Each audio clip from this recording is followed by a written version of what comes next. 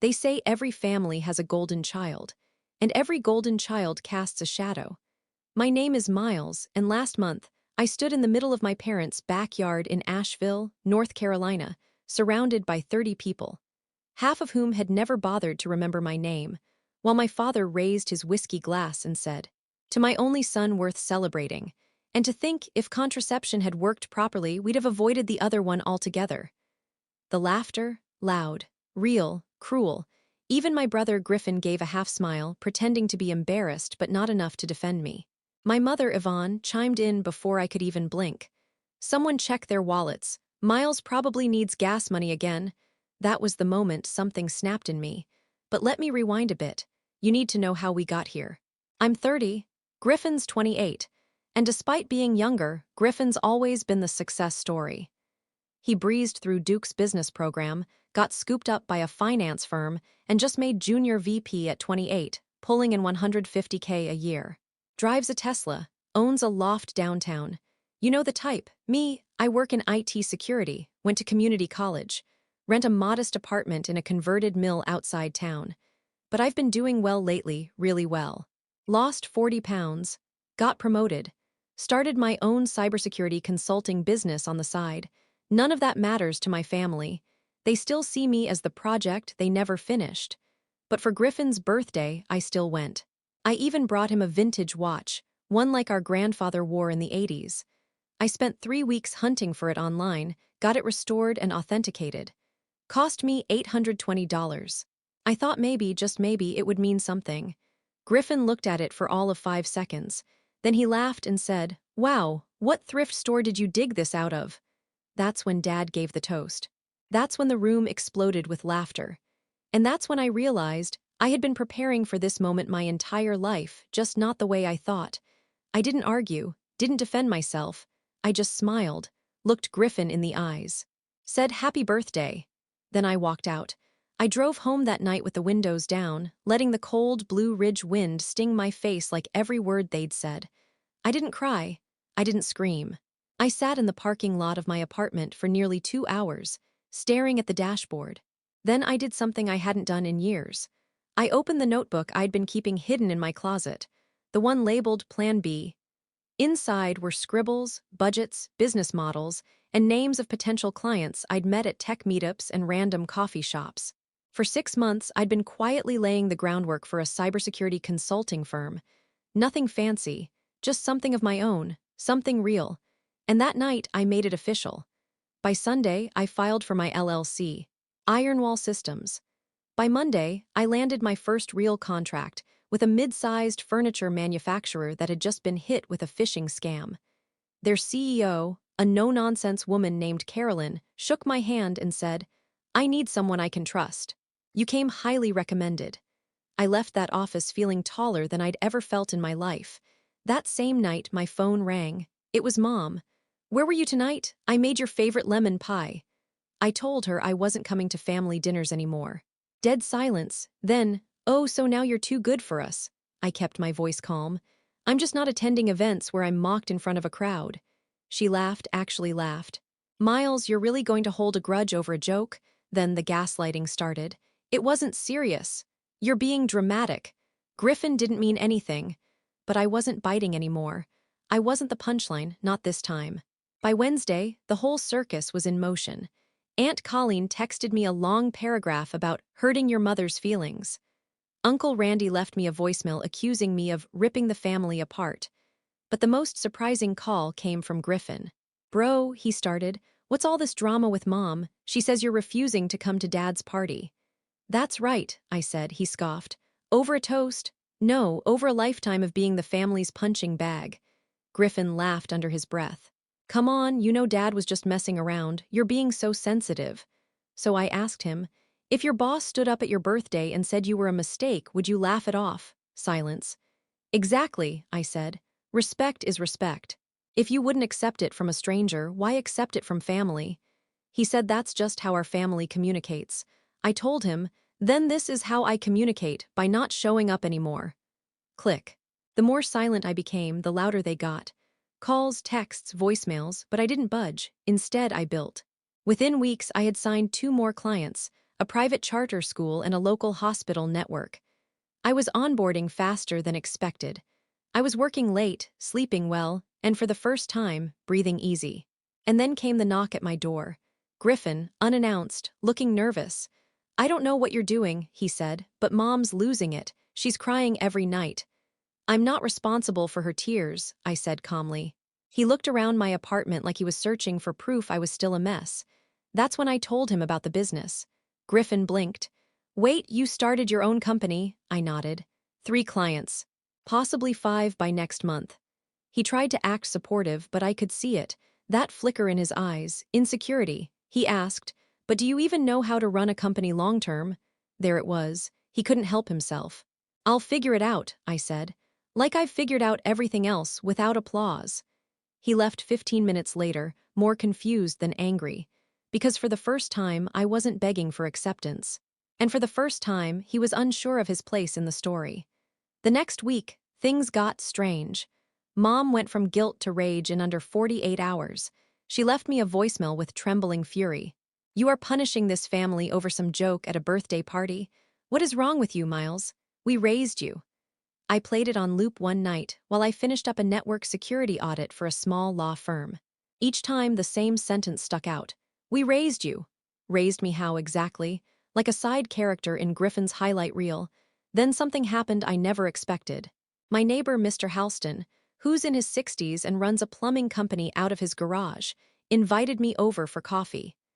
"Been hearing a lot of noise over there," he said, meaning my phone constantly buzzing. "Everything all right?" I gave him the short version. Family tension, boundaries, the usual guilt. He nodded. Then said something that changed everything. "If a client treated me like your family does, I'd fire them in a heartbeat.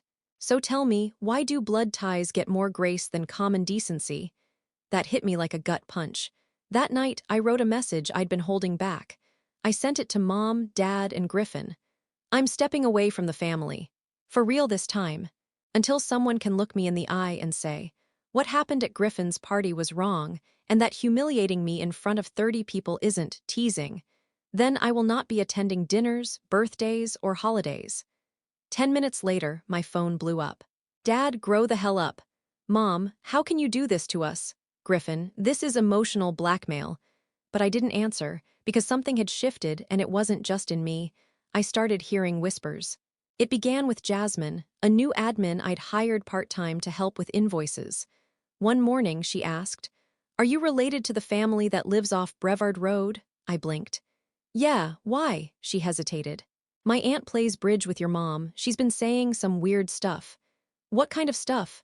"That you've had a breakdown, that success has gone to your head, that you're paranoid now.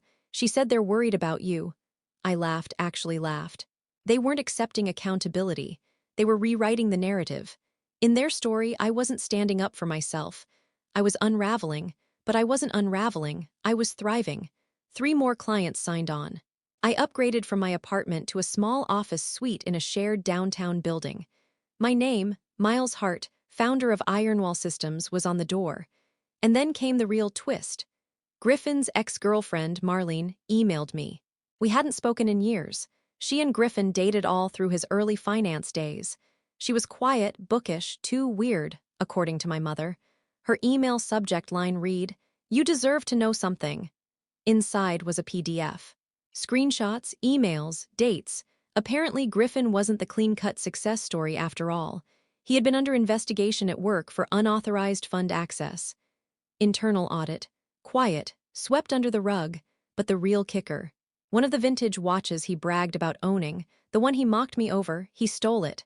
From a deceased client's estate during a project. Marlene had the receipts, literal receipts. Because she had found the original watch in a drawer he forgot to lock. And guess who had quietly returned it to the client's widow? Marlene. "I couldn't prove it was theft," she wrote, "but I made sure he didn't profit off it. I just thought you should know the golden boy isn't what they think." I stared at my screen, heart pounding. For years, I thought I was the screw-up. Turns out, I was just the only honest one. The invitation came in a gold-trimmed envelope, like some kind of royal decree. Walter Hart's 60th birthday dinner, formal attire. Catering by a local country club, hosted at Griffin's place. No children, no plus ones, no excuses. I nearly laughed when I opened it. It came with a note from Mom. We're moving forward. We'd love for you to be part of it. Please don't let the past ruin the family. No apology, just erasure. I didn't respond. But I did RSVP. Because this time I wasn't coming as their failure. I was coming as their reckoning. In the weeks leading up to the dinner, I was quiet, but busy. I had coffee with Marlene again. She still had access to Griffin's old emails. She'd been smart, backing up everything before leaving. Screenshots. Meeting transcripts. Internal HR emails about unethical conduct Griffin had dodged. But the real gold? A voice memo.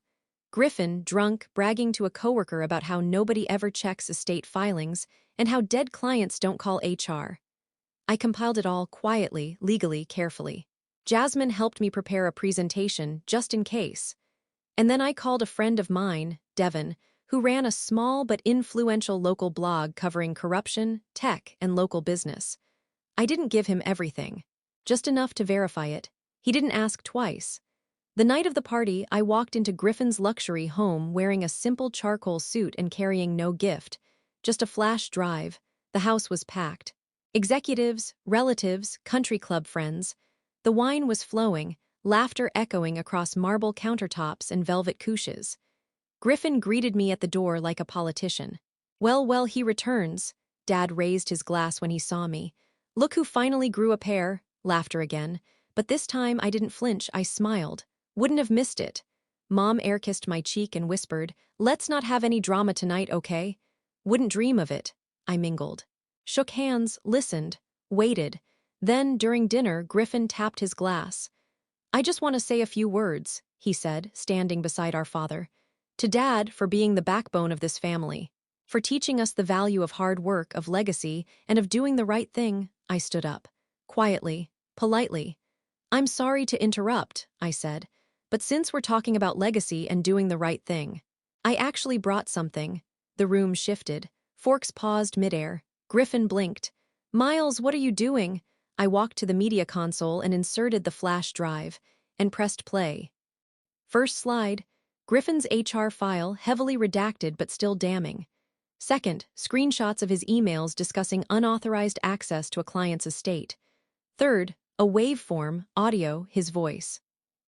"Dead clients don't call HR." You could hear a pin drop.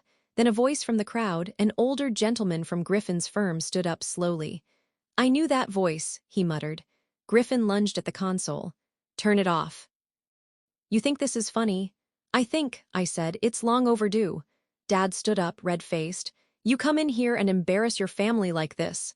I turned to him, calm. "No. You embarrassed this family the night you told 30 people I was proof contraception should have been mandatory." The silence was volcanic. I looked at Mom. "And you called me a leech, in front of strangers. Now you all know what your golden boy is really made of." Then I looked at Griffin. Funny how the screw-up ended up being the one with integrity. I left before anyone could speak. Devin published the piece the next morning. By Monday, Griffin was on leave pending internal review. It took exactly 72 hours. By midweek, Griffin's name had been scrubbed from his company's leadership page. A statement was issued. "We are investigating serious ethical concerns regarding one of our employees. Transparency remains our priority." Griffin didn't call, but Mom did. She left 3 voicemails, each more frantic than the last. "Miles, what did you do? This could ruin his career. You need to fix this now." And when I didn't respond, she showed up. At my office. With no makeup, tear-streaked cheeks, hair pulled back in a desperate, crooked ponytail. A woman unraveled. "You destroyed him," she said. I leaned back in my chair, calm. "No, Mom, he did that to himself. I just stopped protecting the illusion." She shook her head. "You were always jealous. Always trying to bring him down." I stood up and walked around my desk. "No, I was always just trying to stand up." She reached into her purse, pulled out something I hadn't seen in years, an old photo of me and Griffin as kids. I was missing teeth, clutching a plastic robot. He had his arm around me. "I raised 2 sons," she said, voice trembling. "You were both mine." I stared at the photo, then looked her in the eye. "You raised one. You praised the other." She started crying, softly at first, then full-on sobbing. But I didn't comfort her, not because I didn't care, but because it wasn't mine to fix anymore. She left my office whispering the same thing over and over. This wasn't supposed to happen.